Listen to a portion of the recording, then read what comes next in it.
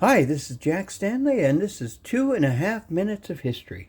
One of the great moments in my life was an opportunity I had to make a series of recordings with President Gerald R Ford at his home in Rancho Mirage, California. This was set up for November the 10th, 1999. And we brought in all of the equipment, the horns, the cylinders, the heat lamps, and everything up, set that all up, and let the cylinders warm up. During this time, we sat down and talked about a number of things. I have other stories which I'll share with you at another time. But we finally got everything ready. We put on the cylinders, and we started to record. President Ford made 3 cylinders. The speech that he gave was the one that he gave for receiving the Profiles of Courage Award at the Kennedy Presidential Library just recently before our recordings. And so we made those recordings and then sat them down and let them cool, which took a little while. While this was going on, I pulled out another cylinder, and that was of President Theodore Roosevelt.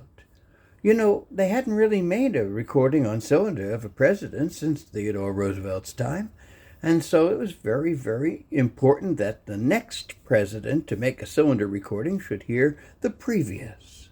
And so the 26th president, Theodore Roosevelt, was put onto the machine, and through the wonder of the phonograph, spoke to the 38th president.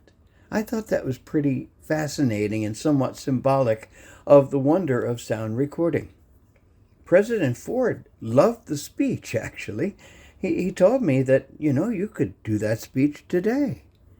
And after everything cooled off, we put on his cylinders. He thoroughly enjoyed them, and he was really delighted. And he shared with me a story. He said when he was a boy, he said his father, who had a paint store and hardware store of sorts, he had saved up enough money to buy a phonograph. And Gerald Ford said, I don't know how he did it, but he did it. And he said, I love that machine because I would wind it up, listen to a record, and lie on the floor and listen to it.